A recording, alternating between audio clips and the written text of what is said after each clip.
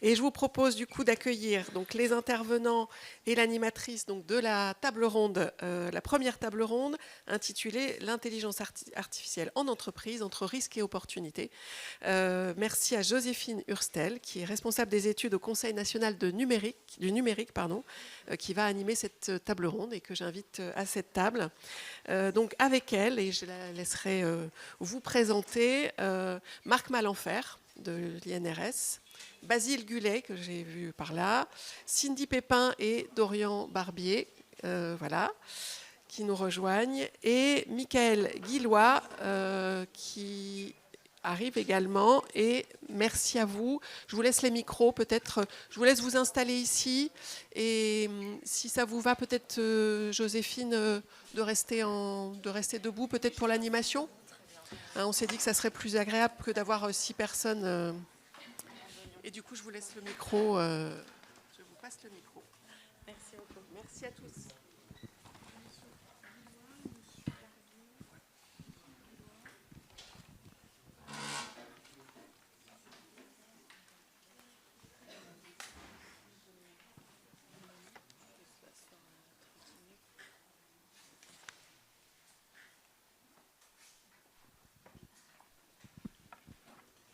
Bonjour à toutes et à tous. Je sors d'une petite extinction de voix, alors j'espère que tout le monde m'entendra bien. Je suis ravie d'être là ce matin pour ces 45 minutes d'échange autour des usages de l'IA au travail. Très rapidement, avant de présenter les panélistes et de passer aux échanges, pour me présenter, donc, comme ça a été dit, je suis responsable des études au Conseil national du numérique, conseil qui a la mission de mener une réflexion ouverte sur les usages du numérique dans la société. Et on a produit 2 livrables récemment sur le numérique au travail, un dossier qui s'appelle « Travailler à l'heure du numérique, corps et machine », juste avant la vague des IA génératives à la fin de l'année 2023, quand ça s'amorçait tout juste, et puis fin d'année 2022, pardon. Et puis à la rentrée de septembre l'an dernier, on a publié la feuille de route du Conseil national de la refondation numérique, dédiée aux transitions numériques de travail, qu'on avait copiloté avec France Num, avec un volet assez extensif dédié à l'IA, notamment dans la perspective de leurs usages dans les TPE et PME. Donc, vous pouvez retrouver tout ça sur notre site internet. Et donc, voilà, pour introduire un petit peu le sujet qui va nous occuper pour les quelques minutes à venir, ça a été très bien dit depuis le début de la journée, donc je serai très brève. On est dans un contexte où l'IA est particulièrement omniprésent dans les discussions et transforme en profondeur le travail, invitant à repenser nos tâches, nos compétences, nos façons de manager, de s'organiser au travail. Elle va libérer du temps pour certaines tâches, augmenter nos capacités sur d'autres, mais aussi poser de nombreuses questions en termes d'autonomie au travail, de reconnaissance de son travail, de pérennisation des emplois. Et cette table ronde sera l'occasion de dresser un premier panorama des cas d'usage, des opportunités et des défis que les organisations rencontrent dans le déploiement de ces outils, du cadre légal et réglementaire qui commence à se mettre en place et de ce que les organisations peuvent mettre en place pour que ces outils soient au service des métiers, des travailleurs et des collectifs de travail. Et donc, on traitera de toutes ces questions très larges avec une vraie diversité de points de vue, puisque autour de la table, on a plusieurs participants que je remercie d'ores et déjà pour leur mobilisation. Nous avons donc Michael Guillois, CEO d'Appiz Marketing, qui accompagne les entreprises dans la transformation de leurs usages numériques. Basile Gullet, juriste au service de l'emploi, des solidarités, du sport et de l'habitat au sein de la direction de l'accompagnement juridique de la CNIL. Marc Malenfer, responsable de mission veille et prospective à l'INRS. Et Cindy Pépin et Dorian Barbier, qui sont tous les 2 conseillers grands comptes à l'OPCO Atlas. Donc pour commencer, je vous propose qu'on démarre avec une première série d'échanges pour dresser un peu un état des lieux. Et donc je commence à passer la parole à Basile Gullet. Pour commencer, est-ce que vous pourriez nous éclairer finalement sur ce dont on parle quand on parle d'intelligence artificielle et comment la CNIL définit ce terme? Comme ça, on pose un peu les termes du débat. Merci beaucoup. Merci pour cette opportunité de parler ici. Merci pour cette invitation. Et tout de suite, très difficile de faire aussi bien atteindre le niveau de la présentation initiale par Ian Ferguson. Donc je vais essayer de le faire, mais le challenge est vraiment important. Je travaille pour une autorité administrative indépendante, donc une sorte de message protocolaire s'impose. La commission n'est représentée valablement que par le collège de ses commissaires. Je ne suis pas un commissaire, je travaille simplement pour la commission. Donc ce que je dis n'engage que moi, même si évidemment je vais essayer de rester aussi proche de la doctrine de la CNIL telle que je la comprends.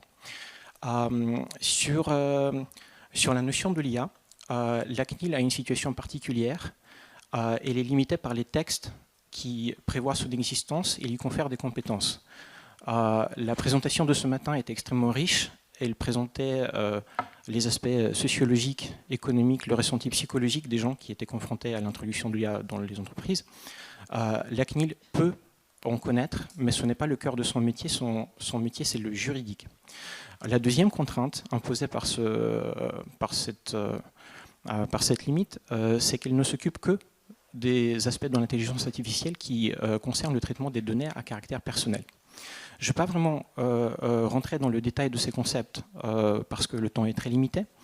Je vais peut-être vous citer quelques exemples concrets, ce qu'on a pu connaître, ce sur quoi on a pu travailler par le passé à la CNIL, pour vous illustrer un petit peu notre vision des choses. Donc, dans le monde du travail, on a connu l'utilisation de l'IA en tant qu'un outil d'aide à la décision dans deux scénarios. Celui de recrutement, où il était question d'aider les recruteurs à choisir les bons profils, et celui de l'évaluation des personnes déjà en poste une fois qu'ils étaient recrutés.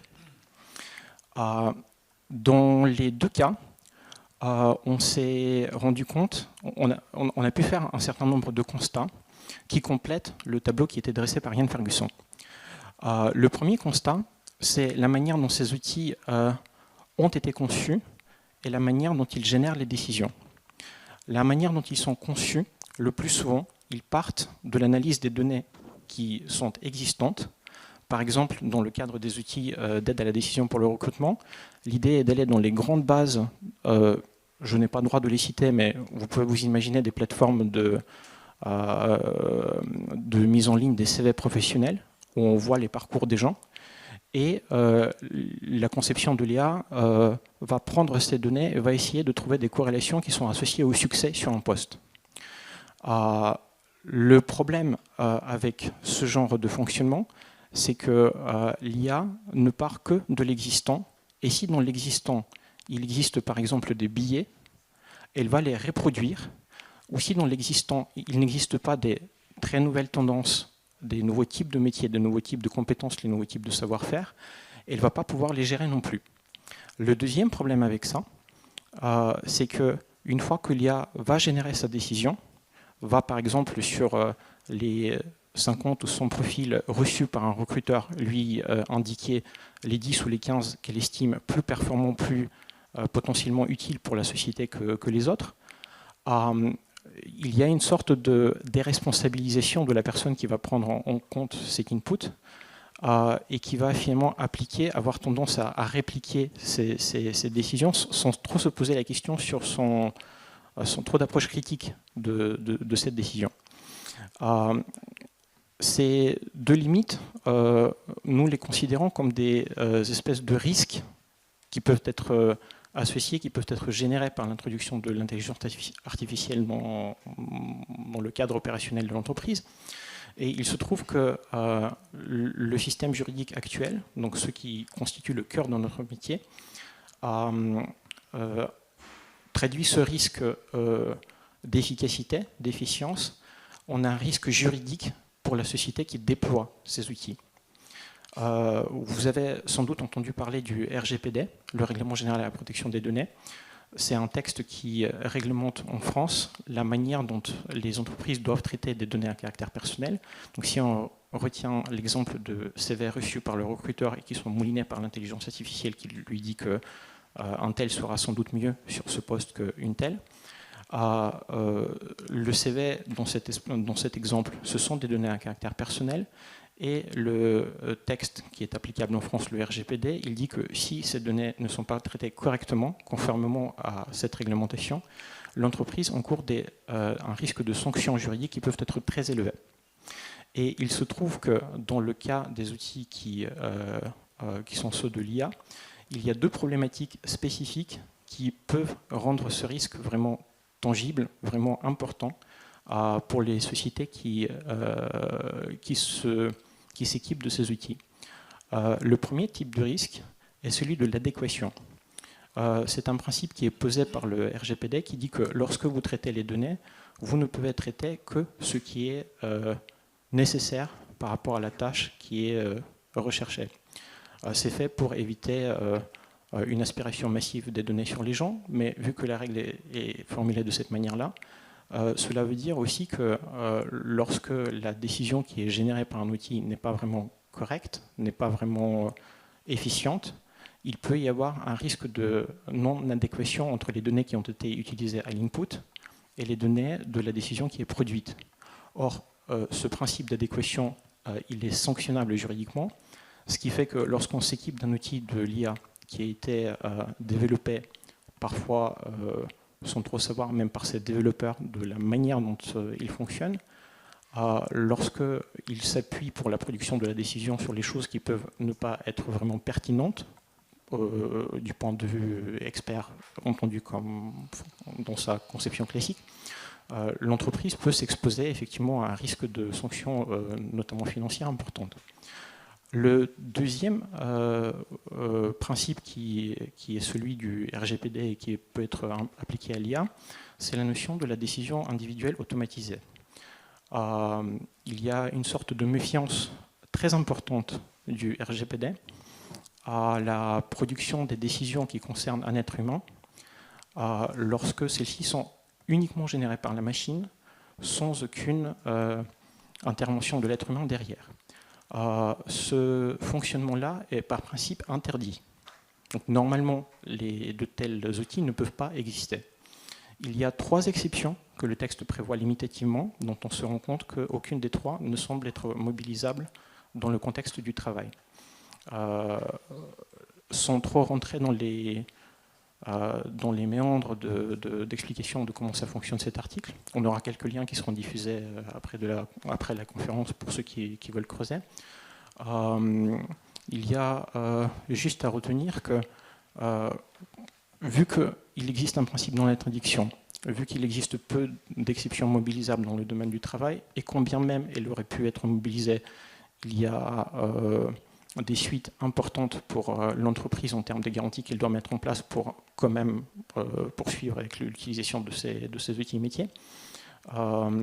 Il y a là encore un risque fort juridique pour une entreprise qui souhaiterait s'équiper de ces outils.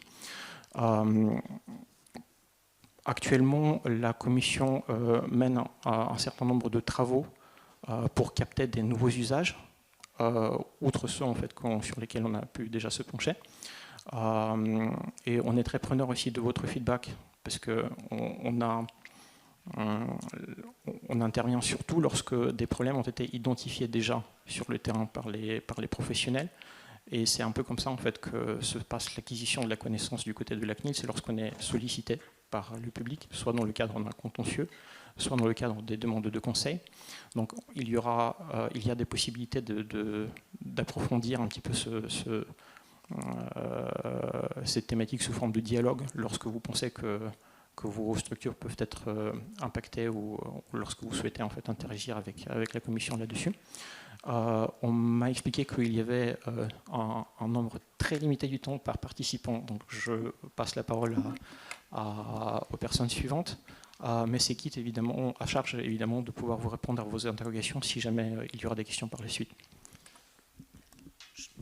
Je pense. Ah voilà. Merci beaucoup. Je me tourne à présent vers Michael Guillois. Vous accompagnez, comme je disais, des entreprises dans la transformation de leurs usages numériques et donc au contact du terrain. Aujourd'hui, qu'est-ce que vous retenez en termes d'opportunités, de défis pour les structures que vous accompagnez? Quels sont les grands cas d'usage qui se dessinent et qu'est-ce qui est pérennisé dans les structures que vous accompagnez? Vaste programme, grande question. Pour répondre très rapidement, donc, merci de me recevoir. Je voulais juste dire merci aussi à Yann parce que son intervention était vraiment intéressante, qu'elle s'imbrique bien avec la mienne. Pour faire rapidement juste une présentation de ce que je peux faire. Donc, je fais de l'accompagnement à la transformation numérique en entreprise.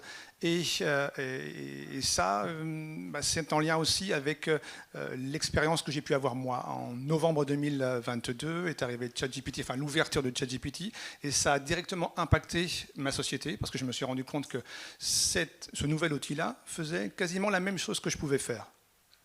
Donc je me suis dit, qu'est-ce que je fais? Je me repose des questions et j'avais deux solutions face à ça. Soit je me disais, ben non, cet outil-là, je le mets de côté, il ne sert à rien, il est juste embêtant pour mon activité. Ou bien je me dis, j'essaye de comprendre ce qui se passe et j'essaye d'en tirer le meilleur. C'est évidemment ce que j'ai fait. Et derrière, ça m'a permis, moi, d'enrichir mes compétences et même aujourd'hui, sur le terrain, d'essayer d'accompagner mes clients sur qu'est-ce qu'on peut en faire. Alors pour répondre à votre question, moi ce que je retiens, ça fait déjà plus de 15 mois que très régulièrement je vais dans les entreprises, que j'essaye d'ouvrir un dialogue comme on a pu le faire tout à l'heure, et puis de donner des bonnes pratiques parce que je retiens aussi de ce qu'a dit Yann, c'est qu'il n'y a pas d'experts aujourd'hui en IA. Il y a juste des expériences à partager.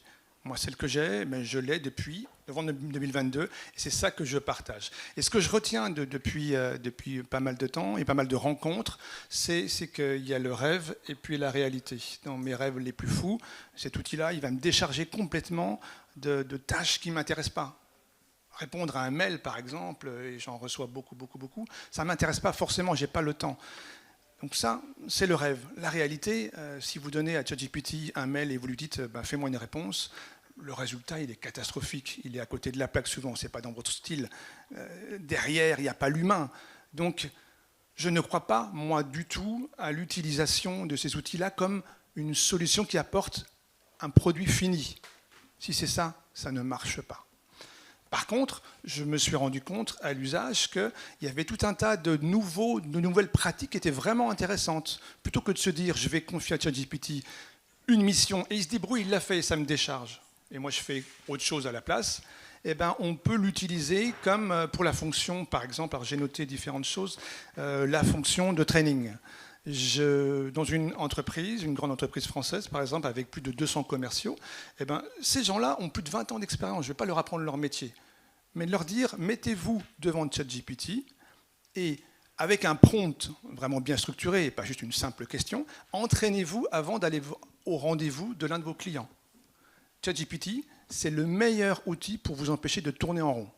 Il est capable de vous poser des questions sur votre mission, vos idées, et des questions qui embêtent. Et ça vous challenge. Donc ça, par exemple, c'est une application très concrète qui n'est pas un produit fini, mais une façon un petit peu de sparring partner, de vous entraîner à des bonnes pratiques et de vous challenger. Ça, c'est la première chose. La fonction aussi, multi-expert. Dans des structures, et j'interviens aussi auprès des OGA, les organismes de gestion agréés, auprès de TPE et de PME, j'ai face à moi des chefs d'entreprise qui n'ont pas forcément une équipe de 10 personnes sur chaque sujet, qui sont parfois seuls, ou 2, ou 3, ou 4 personnes. On peut utiliser ChatGPT pour lui donner un rôle, comme on l'a vu tout à l'heure, et aller encore plus loin, créer une équipe d'experts, et sur un sujet en particulier, lui dire, voilà l'idée que j'ai, voici la difficulté que je rencontre dans mon activité, donne-moi sur ce sujet-là l'avis de, si c'est par exemple une question de business, l'avis d'un directeur commercial, qui est un très très bon négociateur. J'aurai ce point de vue-là, qui va enrichir ma réflexion. Donne-moi l'avis, pourquoi pas aussi, si j'ai un souci, d'un psychologue, d'un psychiatre, parce que parfois les relations entre les entreprises avec leurs clients, ça relève aussi de la psychologie. Donc donne-moi cet avis-là. Donne-moi l'avis aussi d'un artiste qui va être capable de sortir du cadre. Et donne-moi l'avis d'un juriste, évidemment. Donc ça me permet, si j'ai une structure qui n'a pas ces ressources-là, d'avoir déjà un préavis sur plein de sujets. Ça ne remplace pas l'humain, évidemment, mais ça donne déjà ces choses-là. Et puis dernier exemple, la fonction d'analyse. J'adore les fichiers Excel. Mais je suis incapable, et j'imagine, comme beaucoup de personnes ici, de créer des formules intelligentes, de prendre tout un tas d'occurrences et puis de créer des formules de calcul qui vont me permettre de faire parler un fichier Excel. Grâce à ChatGPT, qui aujourd'hui est capable de créer des fichiers Excel et de rapprocher des données, eh ben, je suis devenu un expert en formule Excel sans en avoir les compétences. Est-ce que c'est bien, pas bien? Dans tous les cas, ça me sauve vraiment la vie. Donc voilà 3 exemples d'usage. Il y en a beaucoup, beaucoup d'autres. Merci beaucoup. Je me tourne vers Cindy Pépin et Dorian Barbier. Vous travaillez à l'OPCO Atlas, comme on le disait, qui est une branche spécifique que vous allez nous présenter. Est-ce que vous rejoignez ces tendances identifiées, ces cas d'usage, et quelles sont les tendances qui se dégagent du côté des métiers de votre branche? Oui, tout à fait. Bonjour à tous. Merci Joséphine pour l'invitation. En effet, on travaille à l'OPCO Atlas. L'OPCO Atlas, c'est l'opérateur de compétences qui accompagne les entreprises des branches bureaux d'études, banques, assurances, marchés financiers. Aujourd'hui, l'OPCO accompagne plus de 210 000 entreprises. Notre particularité, c'est qu'on est sur l'accompagnement de 80% de TPE, PME. Donc on est plutôt sur des petites structures qui ont besoin justement de gagner du temps, qui ont besoin d'être accompagnées. Et au niveau de l'OPCO, on va intervenir notamment sur 3 grands domaines. Le premier, ça va être le développement des compétences. Là, on va accompagner les entreprises à se structurer, à développer les compétences, que ce soit sur de l'ingénierie pédagogique ou de l'ingénierie formation. Calliope, on connaît plutôt bien, et notamment, c'est obligatoire pour le financement des actions de formation. La deuxième mission est plutôt autour de l'alternance, contrat d'apprentissage, contrat de professionnalisation. Et également une mission sur l'amélioration des pratiques RH, où là on va plutôt aller accompagner les entreprises, notamment sur des changements, sur l'inclusion, sur la diversité, et avec notamment un observatoire des métiers qui nous permet d'avoir un certain nombre d'études qui permet d'accompagner ces entreprises. Et notamment Cindy va nous parler un peu plus d'une étude sur l'IA. Merci Dorian. Bonjour à tous et à toutes. Et pour répondre du coup à Joséphine, je rejoins effectivement ce que disait Michael, mais même les intervenants, donc Basile aussi et Yann auparavant. Donc l'OPCO Atlas, comme on l'a dit, est un opérateur de compétences qui accompagne les entreprises. Pour ça, on a 13 branches professionnelles et chaque branche professionnelle a des observatoires. De ces observatoires, on va mener des études et notamment en début d'année, on a produit une étude sur l'impact justement de l'intelligence artificielle sur les métiers de nos branches professionnelles par contre. Donc on a pu effectivement étudier notamment les branches de l'assurance, de la banque, finance, du conseil, mais aussi les applications un petit peu plus transverses, donc qui vont être finalement communes à toutes les entreprises, ce qui va toucher bien évidemment les ressources humaines, mais aussi tout ce qui va être les fonctions achats. Sur cette étude, on a recensé 115 métamétiers. De ces métamétiers, finalement, on a 6384 compétences qui ont été sorties. Alors, quand on parle de compétences, évidemment, on est sur du savoir, savoir-être et savoir-faire. Et on se rend compte, finalement, qu'on a uniquement 9% des compétences qui vont avoir un impact très fort au niveau, justement, de l'intelligence artificielle. Et près de la moitié de ces compétences ne seront pas forcément touchées. Donc, par exemple, pour le secteur de l'assurance, on va avoir en termes d'impact l'amélioration justement de l'expérience client, ça peut être aussi l'amélioration de la prévention des risques, mais aussi la détection des fraudes. Ça, on peut le retrouver aussi dans le secteur banque-finance. Pour tout ce qui est finalement les métiers experts comptables, ça va être l'automatisation pour le coup des tâches plutôt administratives qui est liée aux professionnels justement de ce secteur, pour leur permettre à eux d'avoir un aspect plutôt stratégique et pouvoir justement se recentrer sur ces aspects aussi consultatifs. Et finalement, on se rend compte, à travers cette étude, donc normalement elle est disponible depuis peu parce qu'elle est sortie en mars 2024, ouais, si mes souvenirs sont bons, on a 20% des métiers qui ne seront pas du tout impactés. Alors encore une fois, on est toujours à l'échelle des secteurs de l'OPCO Atlas. On a 49% des métiers qui vont être en évolution. On a 23% des métiers qui auront une forte transformation et on a 8% de métiers qui seront émergents. Donc c'est vraiment les chiffres clés finalement à retenir, de se dire que oui, l'intelligence artificielle va impacter, effectivement, peu importe le secteur, mais qu'encore une fois, on a soit des métiers qui ne seront pas du tout impactés, soit on en a qui vont évoluer. Et le fait, c'est de réussir à identifier ces compétences. Et forcément, dans les préconisations donc, de cette étude, on a 80 pages à pouvoir consulter, donc ça fait un petit peu long. C'est bien évidemment la formation des salariés, donc soit par de la formation interne, soit l'accompagnement en montée en compétences de ses collaborateurs, soit via des partenariats, soit effectivement, comme le disait Michael, c'est de la transmission aussi de compétences, donc ça peut être des sachants en interne, mais encore une fois, ça peut être des experts en externe.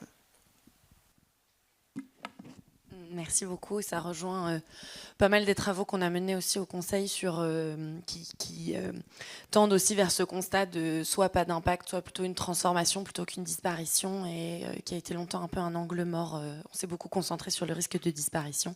Et donc penser aussi la collaboration et les interactions au travail avec les outils. Pour terminer ce premier tour de table, Marc Malenfer, vous travaillez à l'INRS. Et l'INRS a produit des travaux sur les usages possibles de l'IA au travail. Quelles sont les lignes de force qui émergent de ces travaux et les principaux domaines d'usage que vous avez pu observer? Bonjour, merci beaucoup pour cette invitation. Alors, l'IA à l'INRS, on l'approche sous différents angles. D'une part, il y a des outils d'IA qui peuvent être utilisés par des collègues comme support pour des travaux de recherche. On étudie évidemment les impacts potentiels de l'introduction des technologies dans les entreprises, dans les organisations, pour en déceler les enjeux de santé et sécurité au travail. Et nous, ce qu'on nous avait demandé à la mission Veille et Prospective il y a 2 ans, c'était de regarder un petit peu ce qui pourrait être fait avec l'intelligence artificielle en termes de santé et sécurité au travail, en termes d'usage en prévention, à quelles conditions, avec quelles réserves ou quels messages à faire passer. Je précise qu'on a restitué ces travaux le 22 novembre 2022, c'est-à-dire une semaine avant la mise en ligne publique de ChatGPT. Mais en fin de compte, bon, les IA génératifs, c'est des usages un peu marginaux par rapport à ceux dont je vais vous parler. Je vous passe la partie prospective sur les scénarios qu'on a construits, etc., parce que c'est des étapes intermédiaires.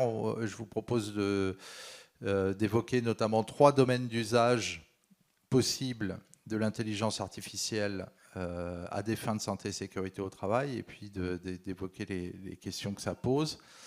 Le premier, c'est un usage qui est un peu détaché de l'entreprise, qui est plus un usage en recherche et puis en prévention un peu macro. C'est utiliser ces outils pour avoir en épidémiologie ou en accidentologie des améliorations en termes de connaissance des risques professionnels. Exemple, en épidémio ou en étude des facteurs de risque, arriver grâce à ces outils d'IA à croiser des bases de données qui pour le moment ne communiquent pas entre elles, donc d'arriver à mettre en évidence par exemple des effets de pluri-exposition à des risques différents. Donc ça, on a des collègues qui travaillent là-dessus, on a des collègues qui travaillent aussi sur des usages en ce qu'on appelle toxicologie in silico, c'est-à-dire que si vous voulez évaluer la toxicité d'une substance chimique, vous allez avoir différentes méthodes. La première méthode, c'est de la tester sur des rats. Vous exposez des rats, je schématise, ça peut être d'autres animaux, et puis ensuite vous voyez les effets. Donc ça, c'est de moins en moins acceptable pour des questions de bien-être animal, etc. Donc, ce qui s'est développé beaucoup ensuite, c'est la toxicologie in vivo, hein, sur des cellules, en laboratoire, etc. Tout ça, c'est très chronophage, ça prend du temps. Et ce qui se développe depuis déjà pas mal d'années maintenant, c'est ce qu'on appelle la toxicologie in silico, c'est-à-dire on utilise des outils d'IA pour, sur la base de données de molécules, arriver à identifier parmi les millions de molécules qui sont mises sur le marché chaque année, celles qui ont des caractéristiques qui laissent à penser qu'elles pourraient présenter des risques. Et donc ça a plein d'intérêts, ça fait gagner du temps, etc. Ça aide à sélectionner les molécules préoccupantes, etc. En accidentaux, on a aussi des usages sur l'utilisation des LLM pour exploiter des données textuelles, par exemple. Les déclarations d'accident du travail en France, les informations intéressantes, au-delà des stats de la CNAM qui ne nous disent pas grand-chose, c'est les récits des accidents, qui sont des données textuelles difficiles à mobiliser à large échelle. Avec ces outils-là, on peut en faire quelque chose.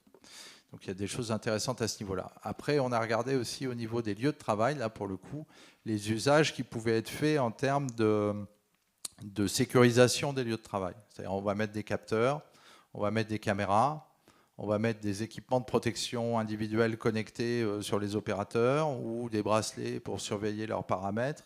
Et puis on collecte toutes ces données et on essaye de les exploiter de manière intelligente pour sécuriser les lieux de travail. Et ça, derrière, ça pose plein de questions, des questions éthiques, et puis des questions aussi sur les pratiques de prévention, sur les compétences professionnelles. Voilà, si vous équipez vos véhicules de caméras qui permettent de freiner ou de déclencher une alerte dès qu'elle détecte une personne, voilà, qu'est-ce qui se passe quand le système est en panne ou ne fonctionne pas, etc.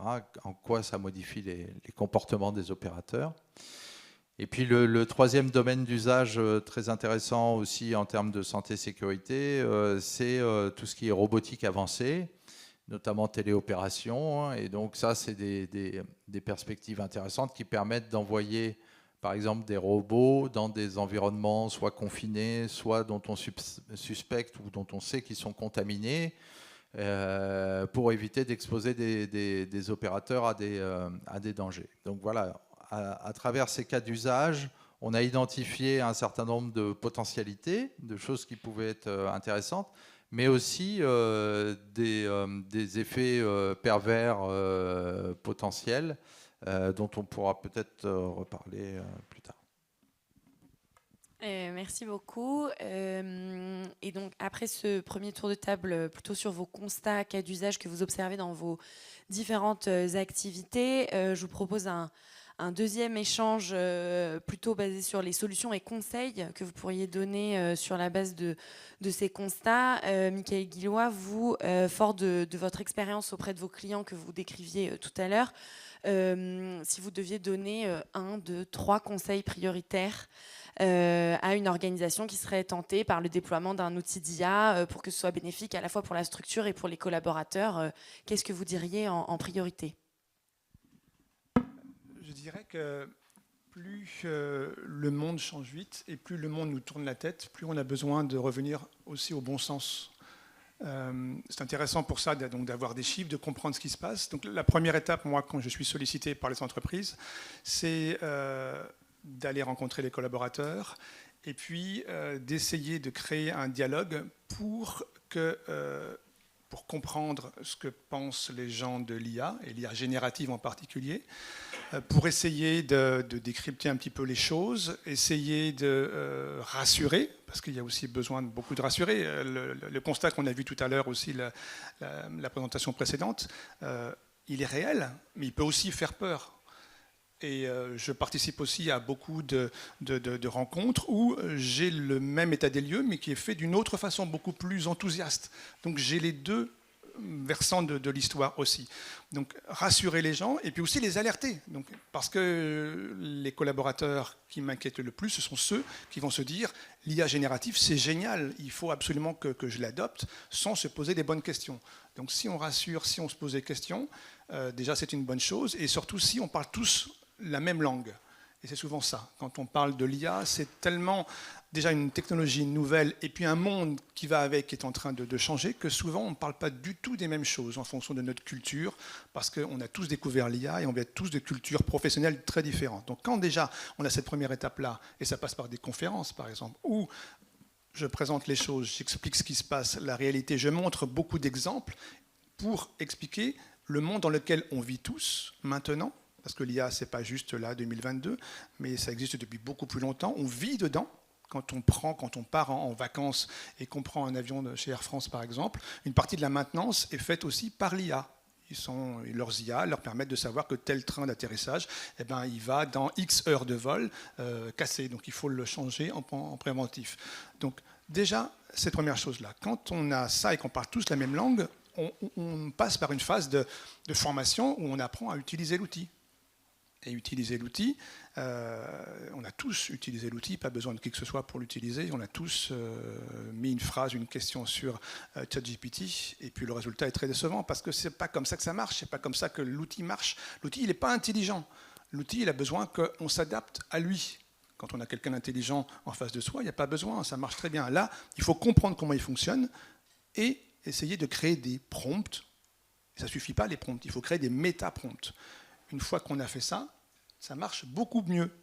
Et on a des exemples, je donne beaucoup de méta-prompts à mes clients, et ils commencent à travailler avec ça. Et après, ils s'approprient ces outils-là, ils les personnalisent par rapport à leurs besoins, leur métier. Et puis, le troisième conseil, c'est surtout pas de s'arrêter là. Une simple formation, ça ne suffit pas. Si vous suivez l'actualité de l'IA, vous voyez que ça n'arrête pas de changer. Le 13 mai, là, par exemple, il y a ChatGPT 4o qui est arrivé, mais ça n'a plus rien à voir. Je pensais qu'ils allaient le lancer au mois de septembre. Mais ils l'ont lancé là, et ça a tout changé. Donc ça n'arrête pas de tout changer. Et le ChatGPT 5, et je parle que de ChatGPT, mais il y a tous les autres, évidemment. Va certainement arriver à la rentrée, et d'autres, ainsi de suite. Et puis il y a l'intelligence artificielle capable qui, derrière, est en train de se dessiner. Enfin, ça n'arrête pas de changer. Donc former une personne une fois, et puis on se dit, voilà, c'est bon, j'ai formé, ça ne suffit pas. Il faut qu'il y ait un accompagnement. Donc moi, mes clients me demandent que je puisse leur apporter des petites piqûres de rappel régulières. Et donc ça permet vraiment de s'acculturer en douceur et en longueur. Merci beaucoup sur le point de former, échanger au sein des entreprises sur ces outils pour s'assurer qu'on parle le même langage et qu'on peut porter un regard critique sur ces outils. Ça rejoint complètement les travaux qu'on mène au sein du Conseil. J'ouvre une petite parenthèse. On a lancé un projet qui nous a été confié par le Président de la République qui s'appelle Café IA. Et l'objectif, c'est justement ça, c'est d'échanger pour être en capacité de s'approprier ces outils en dehors du travail, mais notamment au travail. Et voilà, donc on vous rejoint totalement sur ce point-là.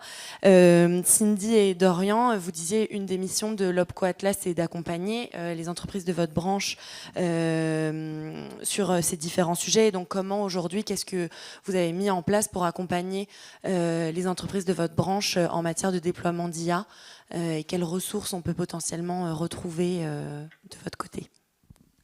Bien sûr, l'OPCO Atlas est présent partout en France. Ce sont des conseillers emploi-formation et des conseillers grands comptes. Et l'objectif de l'OPCO, c'est vraiment de se positionner en tant que facilitateur et d'aller rencontrer ces entreprises, de prendre de la hauteur avec elles, en fonction de leur maturité. Et pour cela, on a une offre de service qui est plutôt large et quasiment à 100% gratuite, sauf certains cofinancements. Et donc, avec ces entreprises, on va les accompagner à prendre cette hauteur-là et notamment, on va utiliser le levier de la compétence pour former les collaborateurs et accompagner ces transformations. Ce qu'on a mis en place depuis peu, c'est ce qu'on appelle Diagnostic Atlas. Diagnostic Atlas, en fait, c'est un diagnostic qui se fait en autonomie, en une dizaine de minutes, qui va permettre à l'entreprise, en répondant à ces questions, de pouvoir se positionner sur les transformations de ses métiers. Donc en fait, elle va identifier un ou plusieurs métiers en fonction des facteurs que l'on connaît et d'autres facteurs que l'entreprise va pouvoir choisir. Et l'objectif, c'est de pouvoir prendre de la hauteur, prendre de la connaissance et ensuite d'avoir finalement un début de plan d'action qui va permettre à l'entreprise de mettre en place des actions plus ou moins rapides en fonction de ce qu'elle souhaite pour accompagner ses collaborateurs. Et en fonction de ce plan d'action, le conseiller va intervenir à ce moment-là en tant que facilitateur pour poser les questions à l'entreprise, savoir où elle veut aller et surtout le lier à la stratégie en fonction de ce qui est décidé par les instances de direction en fonction de la taille de l'entreprise. Et ça peut être notamment via des cofinancements. Et en ce moment, on a signé la convention il y a quelques jours, quelques semaines pour le FNE Formation. Peut-être que certains d'entre vous le connaissent. Le FNE Formation, c'est un dispositif, c'est le Fonds national pour l'emploi, qui avait été débloqué en 2020 pendant la crise Covid et qui permettait à l'ensemble des salariés qui étaient en activité partielle de se former. Petit à petit, les fonds et les conditions se sont transformées et en 2024, ce que souhaite l'État, c'est de soutenir les entreprises, notamment sur la transition numérique et notamment avec l'intelligence artificielle. Donc aujourd'hui, on accompagne nos entreprises qui ont des projets sur l'intelligence artificielle et notamment un bon nombre d'RH qui souhaitent se former pour gagner du temps, pour également intégrer l'IA dans les process. On les accompagne, on les aide à trouver des formations. Donc ça peut être sur de l'ingénierie pédagogique en fonction des parcours que les entreprises souhaitent mettre en place et surtout sur la partie ingénierie financière où là on intervient avec cette ligne financière pour soutenir ces projets et aider les entreprises à transformer ces métiers qui ont été ciblés. Donc le rôle aujourd'hui de l'OPCO, ça va vraiment être de trouver ces leviers de financement comme le FNE, mais il y en existe d'autres et on ne va pas forcément les énumérer tous ce matin.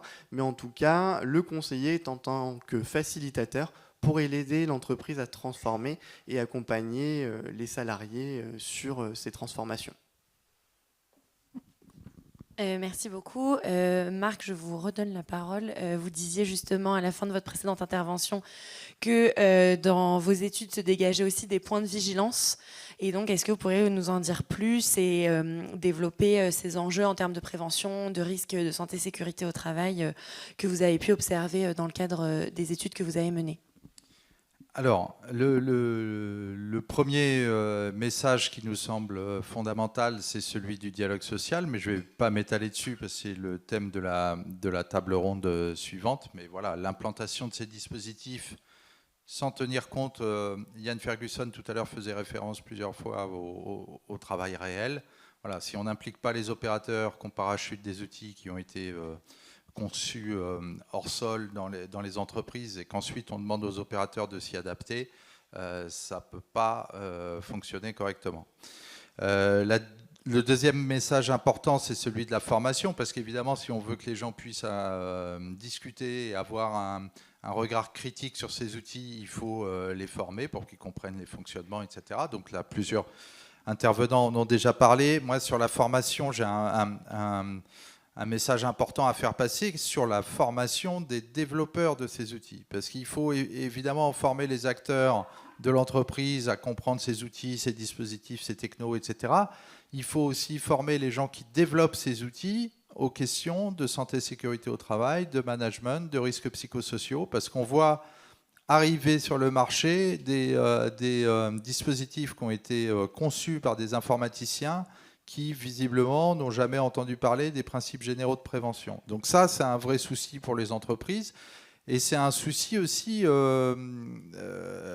j'allais dire, pratiquement géopolitique, parce qu'on a des solutions qui sont importées de pays qui n'ont pas les mêmes cultures et les mêmes approches de la santé et de la sécurité.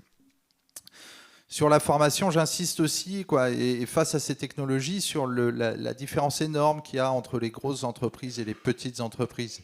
Quand vous êtes Microsoft, vous pouvez faire un partenariat, quand vous êtes Publicis, 80 000 salariés dans 120 pays, vous avez les moyens de faire un deal avec Microsoft pour développer l'IA qui va bien pour vos métiers, pour faire travailler. Donc ils ont un outil qui s'appelle Marcel.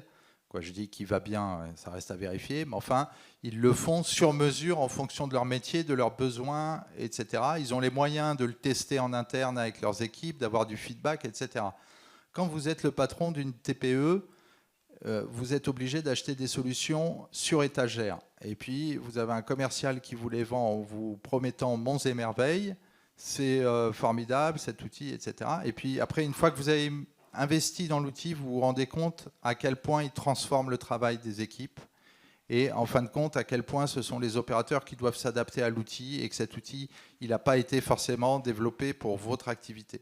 Donc il y a une espèce d'inégalité en termes de ressources internes, de compétences, etc.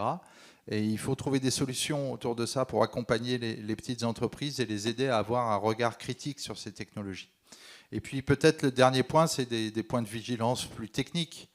Vous allez mettre des capteurs sur les lieux de travail, vous ne pouvez pas tout capter avec des capteurs. Vous avez des caméras qui fonctionnent bien, vous avez des capteurs pour des produits chimiques qui peuvent très bien fonctionner, etc. Mais le résultat de ça, ça peut être aussi de vous orienter sur ce que vous arrivez à capter et à mesurer, et à délaisser tout un tas de facteurs de risque qui peuvent être des facteurs organisationnels sur lesquels vous n'aurez pas de capteurs. Vous n'allez pas avoir des lumières rouges qui vont s'allumer sur l'ordinateur comme si vous dépassiez une valeur limite d'exposition, etc. Donc ça, c'est un élément important. Et puis, il y a une autre question autour des utilisations des technologies de deep learning qui nécessitent beaucoup de données, des données d'entraînement. Et donc, pour des usages en santé et sécurité, ça pose plein de questions. Des questions d'explicabilité. Il faut qu'on soit en mesure de certifier des résultats. Et puis des questions aussi qui sont liées à la nature même des accidents du travail. Si on veut utiliser ces outils en prévention, on sait bien que les accidents du travail, et c'est mon dernier message, ils arrivent en général dans des situations imprévues. L'accident du travail, en général, dans les entreprises, c'est pendant une opération de maintenance, c'est parce qu'il y a un délai qui est dépassé, parce qu'il y a un opérateur qui n'est pas là, il y a quelque chose qui dysfonctionne, et donc on n'est pas dans la situation de travail habituelle, et c'est là qu'on a des risques. Et en fait, c'est une contradiction forte par rapport à des dispositifs qui ont besoin de beaucoup de données pour être entraînés et générer des alertes. On va avoir beaucoup de données sur le fonctionnement normal des lignes de production, par définition, et c'est aussi une limite sur le fait qu'on n'a toujours pas de voitures autonomes dans nos rues. Quand on est en milieu ouvert, on ne peut pas entraîner des systèmes sur toutes les situations qui peuvent être imprévues. Et c'est celle-ci qui nous intéresse en prévention. Donc voilà, une série de petits points de vigilance. Merci beaucoup. Il nous reste un peu moins de 10 minutes. Donc pour terminer, je laisse la parole à Basile et on prendra quelques questions de la salle. En peu de temps qui nous reste, ça va être une question difficile, mais comme l'idée de cette table ronde, c'était de faire un peu un panorama et un état des lieux, ça me semble intéressant de parler aussi du cadre légal et réglementaire. Vous avez déjà parlé du RGPD, de en quoi ce texte est parfois compliqué à appliquer avec ces nouveaux outils. On a aussi très récemment le règlement sur l'intelligence artificielle au niveau européen qui vient d'être publié. Est-ce que très rapidement, vous pourriez nous dire ce que ça va changer et ce que la CNIL met à disposition des organisations qui souhaiteraient se mettre en conformité avec ce texte? Avec plaisir. Et si je peux me permettre, pour faire la transition entre ce que vient de dire Marc et mes propos, je vais utiliser un exemple concret qu'on a eu à connaître à la CNIL. Toujours dans le domaine du recrutement, on a été confronté à une solution, une plateforme qui proposait un service aux recruteurs qui était non pas de passer des entretiens à 2 ou plusieurs personnes avec les candidats, mais au contraire inviter les candidats à répondre à une liste des questions fermes qui était rédigée par le recruteur, seuls face à leur caméra. Ensuite, cet enregistrement vidéo était conservé sur le serveur et analysé par un outil qui utilisait l'expression intelligence artificielle pour expliquer son fonctionnement. Cet outil assignait une sorte de score de compétences et jugeait les candidats sur un certain nombre de dimensions liées à l'analyse concrète de leur profil. Pour rejoindre en fait ce que les propos de l'intervenant précédent, ce qu'on voit, ce qu'on a pu constater nous, la CNIL, en investiguant en fait sur cet outil, c'est que cet outil est une boîte noire. L'entreprise qui achète l'accès, ne sait pas exactement quelles sont les choses qui sont prises en input. Est-ce que c'est le timbre de la voix? Est-ce que c'est la vitesse avec laquelle la personne parle? Est-ce que c'est la richesse du vocabulaire employé? Est-ce que c'est les micro-mimiques? Est-ce que c'est le fait d'avoir ou pas du gestuel avec les mains? On n'a absolument aucune explication sur les inputs qui sont prises en compte par le logiciel pour attribuer ce score de compétences. Ce qui pose tout de suite 2 problèmes. Le premier problème par rapport au principe d'adéquation, de proportionnalité qui était évoqué tout à l'heure. Puisqu'on ne sait pas comment ça marche, il est impossible pour l'entreprise qui le déploie de savoir si ce principe-là est respecté. Le deuxième problème, c'est le principe de transparence. Puisque l'entreprise ne sait pas comment ça marche, elle ne peut pas former ses propres collaborateurs sur les limites d'utilisation de cet outil. Elle ne peut pas expliquer son fonctionnement aux gens dont les données étaient traitées, moulinées par cet outil. Sachant sur ce deuxième point que l'explicabilité, elle peut être entendue comme quelque chose qui parle des principes généraux, comment fonctionne cet outil, et comme quelque chose de local, comment une décision concrète produite par cet outil a été prise. Sur aucune de ces 2 approches, finalement, l'entreprise utilisatrice ne pouvait assurer les obligations légales qui étaient les siennes. Donc ça, c'était pour le panorama de l'existant, parce qu'à l'époque, on a pris en charge, on s'est penché sur cet exemple. Seul le règlement général sur la protection des données était en place et il ne réserve aucun traitement spécifique à l'intelligence artificielle. Il n'emploie pas ce terme, cette expression, et il impose les mêmes contraintes à tous tous les traitements de données à caractère personnel, qu'ils soient basés sur cette technologie ou pas. Mais exactement comme vous l'avez dit, actuellement l'Union européenne a sorti plusieurs textes nouveaux. Donc pour n'en citer que très rapidement, il y a le règlement e-privacy qui peut concerner les utilisations de l'IA pour la mise en place des infrastructures de communication. Il y a le Digital Services Act, le DSA. Je suis désolé, j'aurais du mal à traduire en français, qui, lui, impose des obligations à des plateformes qui utilisent des outils IA qui peuvent mouliner les données de leurs utilisateurs. Donc, l'exemple, par exemple, ce serait Uber ou alors la plateforme d'analyse vidéo que je viens de citer. Et le troisième instrument qui vient d'entrer en vigueur, c'est le règlement IA, qui, lui, son idée, c'est de classer les différents types d'usage d'IA en catégories de risques, allant de faible au fort, avec des exigences réglementaires propres à chacune de ces catégories de risques.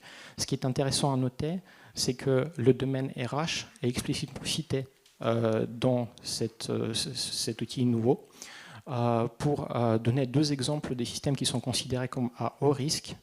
Le premier système, c'est l'accès à l'emploi, donc l'utilisation des logiciels IA à des fins de recrutement, précisément. Le deuxième, c'est pour l'accès à la formation et l'évaluation des personnes qui sont déjà au sein de l'entreprise. Il en résulte une obligation renforcée de transparence et de documentation. L'entreprise doit démontrer pourquoi l'outil dont elle se dote fonctionne correctement, est adéquat, pourquoi il ne pose pas de risques sensibles pour les droits et intérêts des personnes dont les données sont traitées.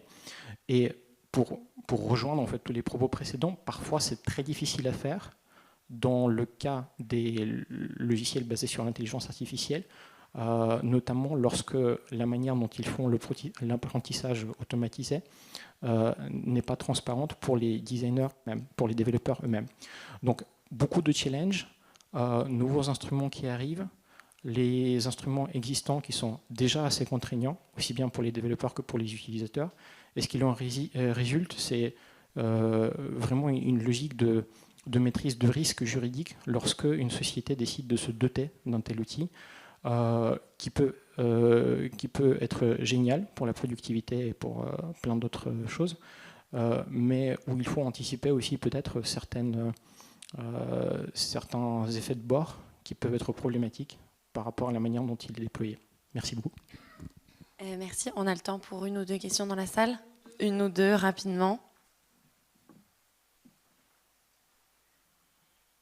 Bon, bah. La première, c'est la plus dure.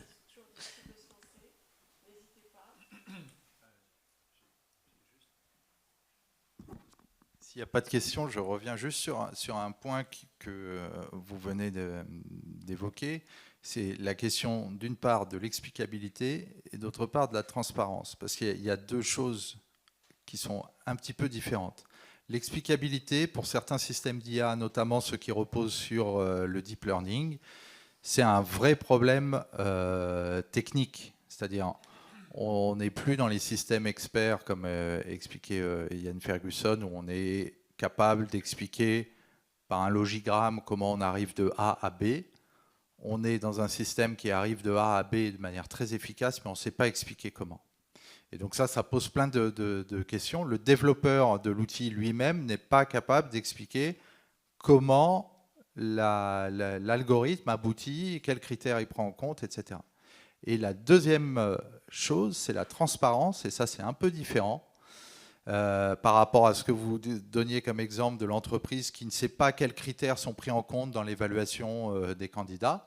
Ça, c'est un choix de l'entreprise de ne pas être transparente parce qu'elle le sait et elle a peut-être en fait un outil qui est, sur lequel elle fait le choix d'être pas transparente. Peut-être aussi parce que la simplicité ou la pauvreté de l'outil n'est pas vraiment avouable. Et donc, comme on est fasciné par ces technologies, on fascine le client, on lui fait croire qu'on est sur quelque chose de très sophistiqué. Et en fait, quand on rentre dans le fonctionnement des outils, parfois on est surpris par la simplicité des choses et leur pauvreté. Donc c'est deux notions qu'il faut avoir à l'esprit. L'explicabilité, souvent, elle n'est pas possible avec certains systèmes, et donc ça pose souci. Et la transparence, après, c'est des choix. La CNIL, finalement, l'exemple que vous avez donné, qui était très intéressant, de la société qui souhaitait utiliser éventuellement un service de recrutement sur ces fameux critères inconnus, etc. Qu'est-ce que vous lui avez dit? On a sorti une sorte de recommandation qui s'appelle le guide recrutement, qui est composé de différentes fiches qui chacune parle d'une problématique spécifique de traitement des données à caractère personnel dans le contexte de recrutement.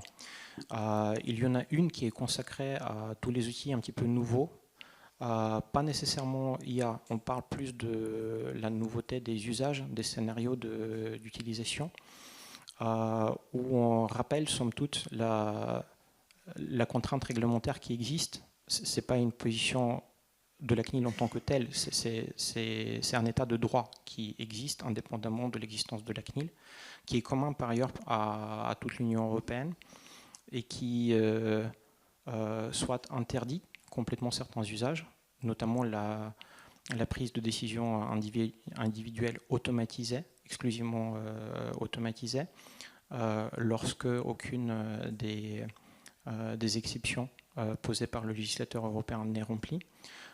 Ou bien qui nécessite une démarche, un processus de conformité de la part de l'entreprise qui le déploie, qui est essentiellement basé sur l'analyse. Il faut comprendre ce qu'on fait, il faut comprendre comment ça fonctionne, et sur la transparence auprès de l'utilisateur final, mais aussi d'autres personnes dont les données peuvent être traitées, parce que souvent en fait, ce sont des données à la fois de celui qui intervient du côté de l'entreprise et celui qui lui est extérieur.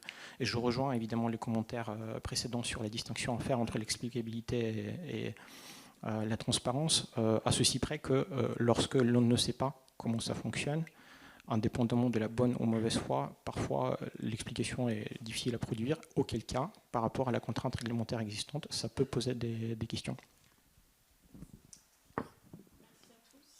Ouais, on vous laisse pour la table ronde suivante. Merci infiniment à tous les panélistes et à l'ARACT pour cette journée.